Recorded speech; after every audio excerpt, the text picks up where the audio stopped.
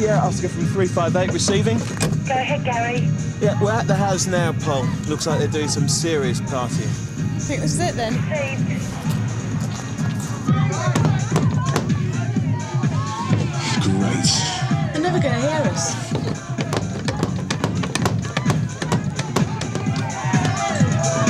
Charlotte! Hiya! Oh, you look really pissed off.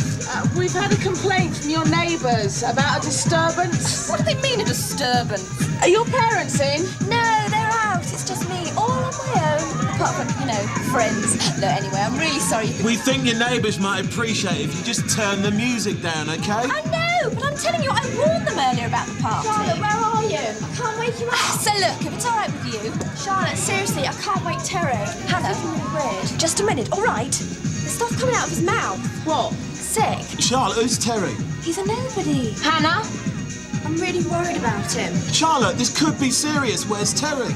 Come on, Charlotte. Oh, for God's sake.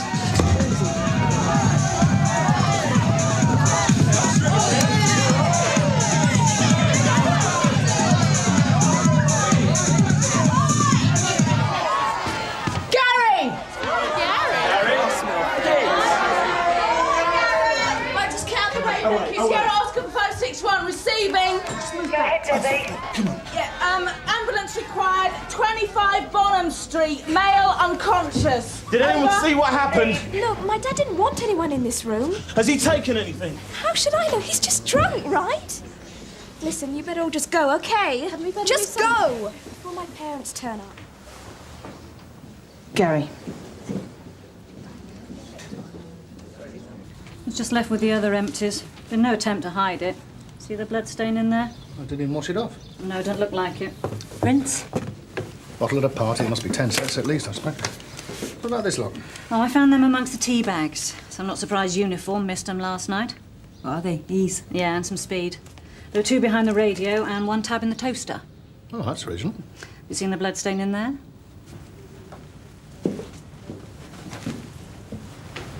So, we got drugs scattered around all over the place. The weapon used in the assault stashed with the rest of the empties. It's not exactly professional, is it? So we're with the parents.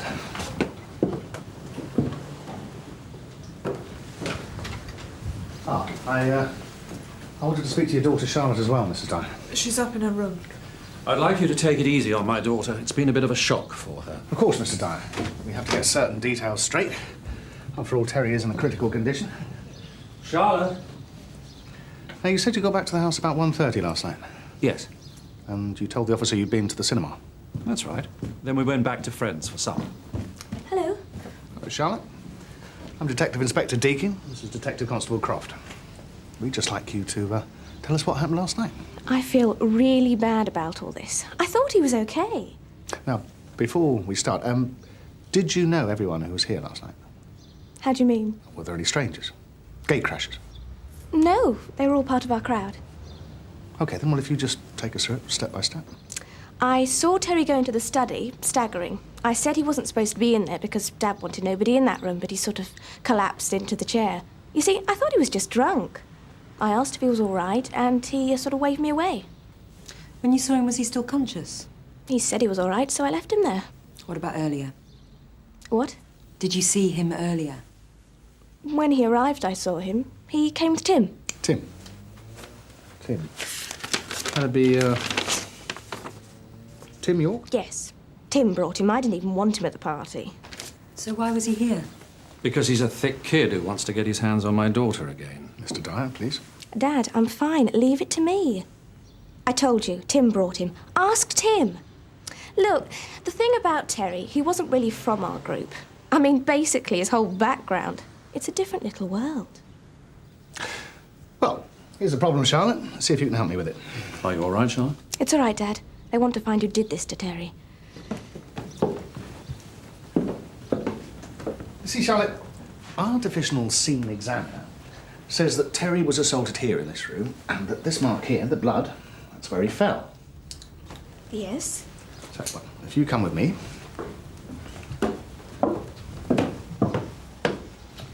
through here, into this room... You see, It's a bit odd, isn't it? Terry was assaulted in that room there, and he picked himself up, and he made his way in here to this chair. Well, he was, staggering. But the odd thing is that nobody saw him being hit, and only you saw him come in here. How would you explain that? Inspector? I don't know. I mean, I can't explain it. All I know is I was in the kitchen for a bit, I was dancing, I went to the loo, and that's when I saw Terry. Said you were in the kitchen. You found a lot of pills in there. What sort of pills? Drugs, Mr. Dyer. He was off his face half the time. Really boring. Terry sometimes... I really don't want to get him into trouble, but Terry sometimes sold it. I said we should drop him. I didn't even want him here. All right, Charlotte. I wish he'd never come.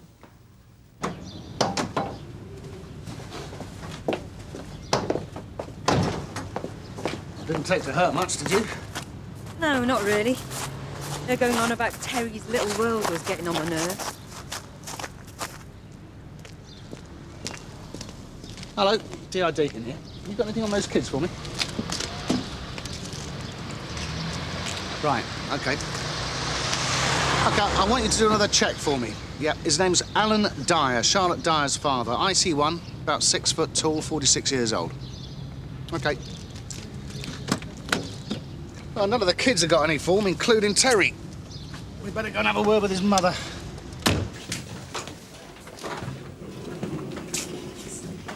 Thank you.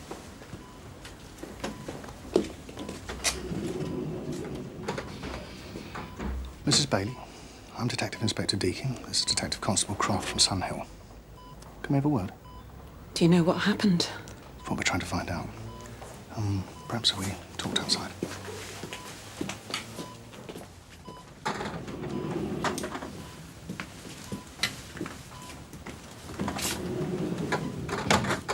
How's he doing?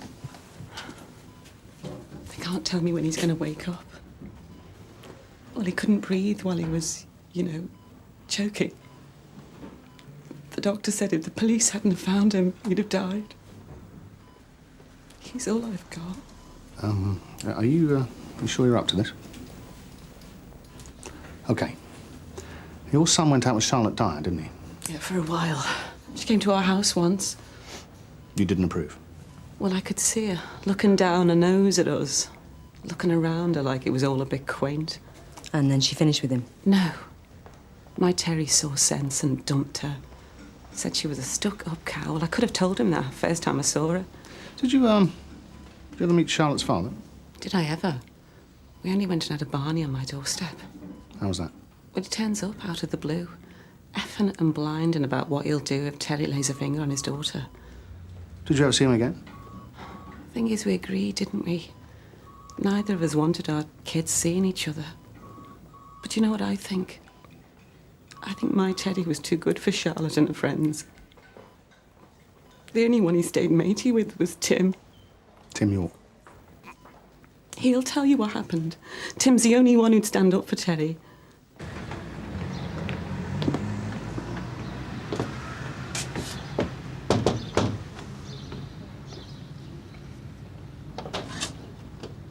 Tim York? Yes? W.D.C. Croft, D.I. Deakin, Sun Hill. Come to speak to you about Terry Bailey. Can we come in? Sure. How is Terry? I'm going to visit him later. He's not good.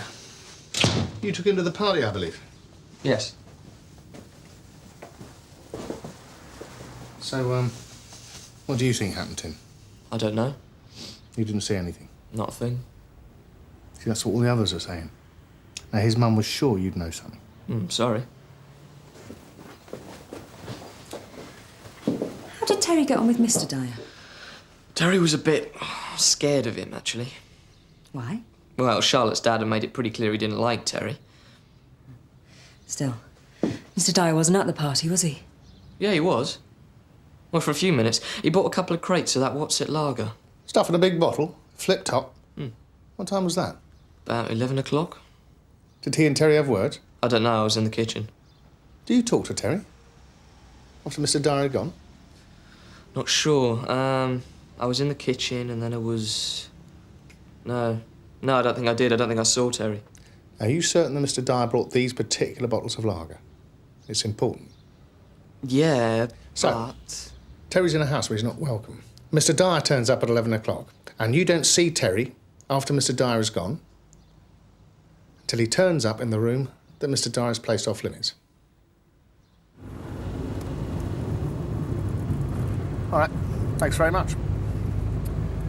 Dyer was involved in an assault a year ago. Lost his temper and went for a bloke with a spanner. Really? Or maybe Dyer found out about Terry selling drugs to his precious daughter. Man with a temper like that. There you go. Terry is a street kid with no future. That sort should keep to their own. Is that why you went round to his house and threatened him? Look, I've always trusted Charlotte, but when I found condoms in her room, I just went a bit mad. Happens a lot, does it? You going a bit mad? Apparently Terry was scared of you. Was he? He hid it well. He's a cocky little beggar. But I never laid a finger on him. Oh, come on! You lied about being at the party. You even took the weapon. There are 20 kids at that party. Now, do you honestly think we're not going to be able to get one of them to tell us what happened? I hope you do. I hope you do, because I never touched Terry.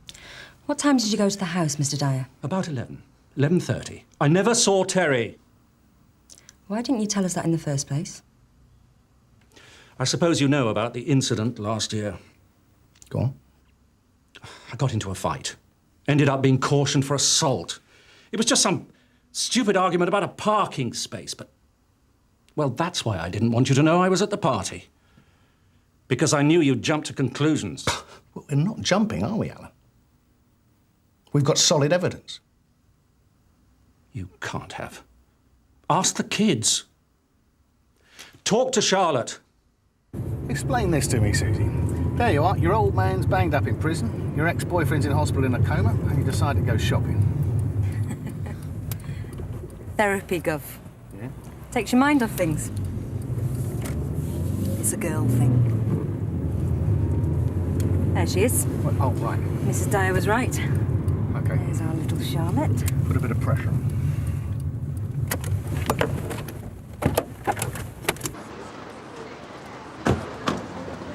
Hello, girls.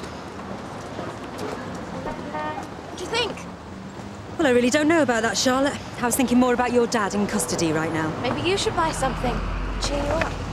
Your dad's facing a long prison sentence. Do you understand that, Charlotte? Did you see your father last night, about 11 o'clock? Of course I saw him. Came in the kitchen. And after that? No, he left after that. Yeah, he bought some beer. So he could have bumped into Terry just after that? Look, I've told you, haven't I? No, you haven't. Could he have bumped into Terry? It's important. I just want to go home. How'd it feel, Alan? Smacking Terry round the back of the head with that bottle. You knew he sold drugs. Probably had sex with your daughter. It feel good. I didn't do it. You've talked to those kids, haven't you? They must have told you I didn't do it. What did Charlotte say? She's not sure. No, this is a trick. Are you allowed to do this? We're not allowed to lie to you, if that's what you mean. What Charlotte effectively said was that she couldn't rule you out. So did her friends. Then you've misunderstood.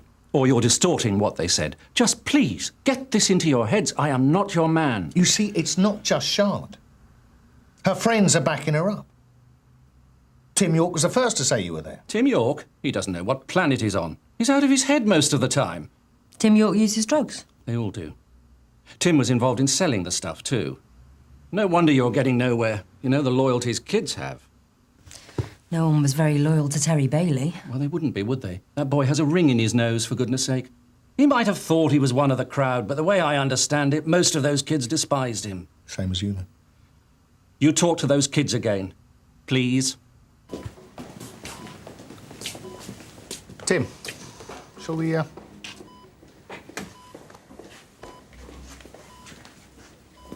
is he? Just the same, apparently. I had no idea. I mean, I knew he was here, but... Yeah, it's surprising how much damage a bottle can do, isn't it? Right.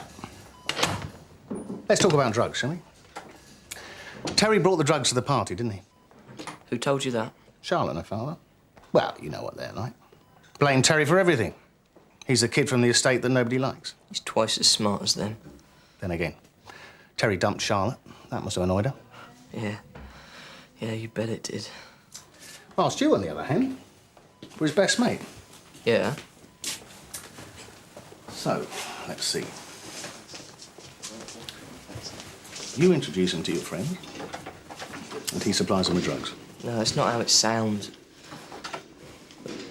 You got your cut of the profits, didn't you? It was just Terry. Oh, here we go again.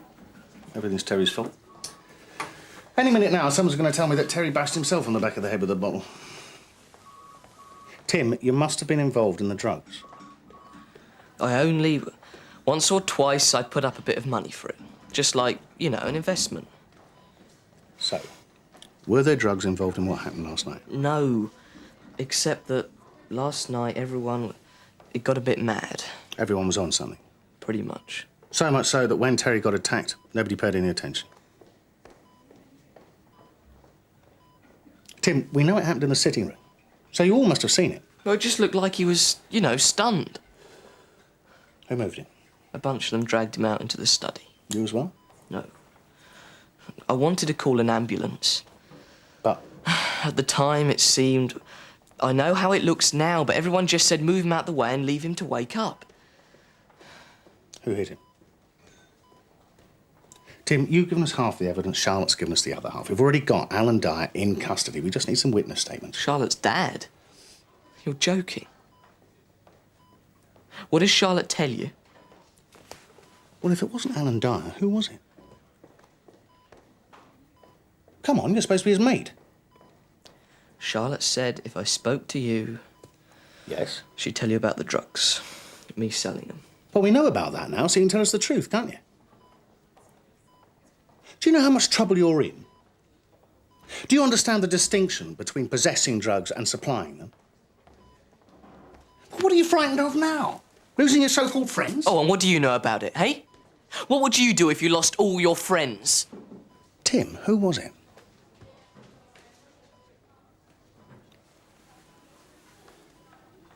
Who was it? It was Charlotte. You lied to us, Charlotte. About what? You didn't dump Terry, did you? He dumped you. Oh, so what? I can't believe you're so lame. I let him into our circle. He was fun for a while. What did it feel like, Charlotte? A girl like you, clever, pretty, being dumped by somebody like Terry. No big deal. Was it embarrassing? No. Look, what happens when you have a group of people is that someone sort of naturally becomes the leader.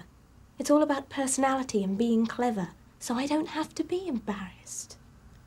Because you're clever. Because I'm the leader of my group. What rank are you? Oh, I'm just a lowly constable. So you have to do what he says, don't you? Are you clever? No, I'm a police officer. It's not in the job description. Well, Terry wasn't either. Isn't. What? Isn't. He's not dead yet. He's not going to die, is he? I was wondering when you were going to ask how he is. But he's not going to die, is he? We don't know, Charlotte. We saw his mum this morning. You've met, haven't you? Yes. She couldn't understand why nobody tried to help him. I told you before, he looked all right. He just looked like he was asleep. Now, originally, you said he was conscious at this stage. You said he was sat in the chair and that he waved you away when you came up to ask if he was okay. I was drunk. It was late and I was confused. So what was he? Conscious or unconscious? I'm not sure. Your story's slipping, Charlotte. No, it's not. My story is, it was late, I was drunk, I didn't see a thing.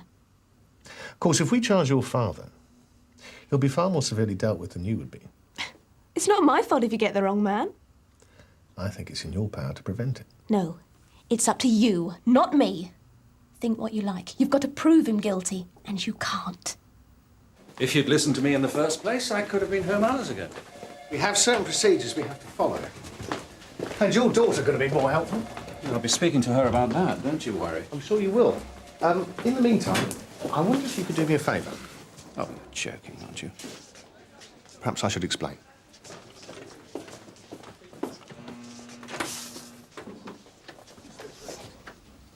Dad? Your father's no longer under arrest. Yeah, good. Well done, Dad. I knew they would. So what now? This is a taped interview with Charlotte Dyer. Officers present are DI Deakin and W.D.C. Croft. Also present is Mr. Alan Dyer. The time is 17:25. Charlotte Dyer, you do not have to say anything, but it may harm your defence if you do not mention when questioned something you later rely on in court. Anything you do say may be given in evidence. Right. Let's go over the events again, starting at about 11 o'clock last night.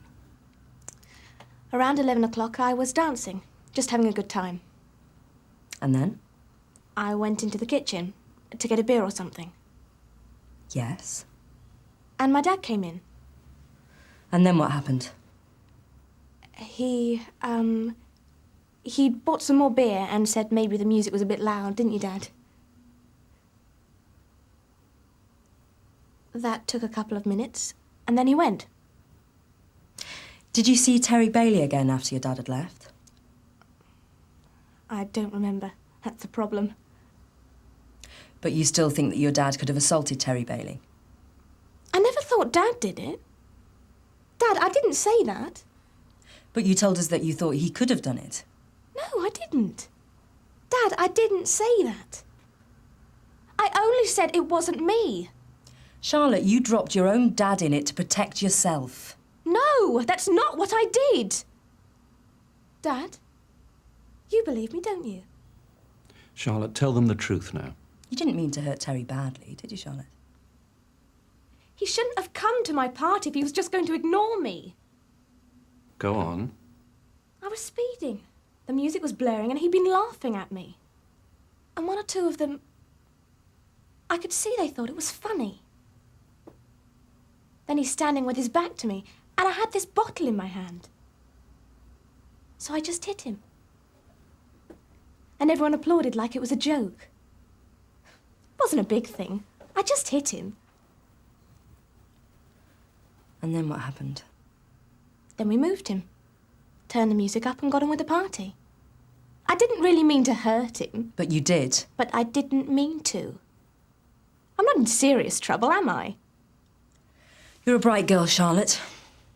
I'm sure you can work out just how serious this is. Yes, but I won't go to prison, will I? Dad? I mean, that would be... They wouldn't lock me up for one silly mistake, would they? Would they?